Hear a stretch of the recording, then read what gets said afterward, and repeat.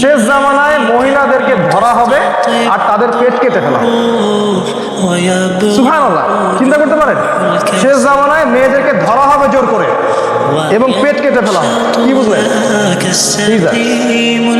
Caesar আজকে থেকে 30 বছর আগে এত সিজার ছিল, এরপরেও কিছু মানুষের হজম হয় না, যেটা শেষ জামানা।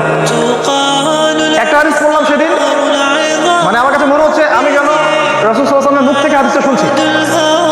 তিনি বলছেন শেষ জামানায় এক শ্রেণীর মানুষ বের হবে যারা অনেক বড় বড় আলিশান আরামদায়ক গাড়ি নিয়ে ঘুরবে এবং গাড়িগুলো এসে মসজিদের দরজার সামনে ব্রেক করবে। সুবহানাল্লাহ।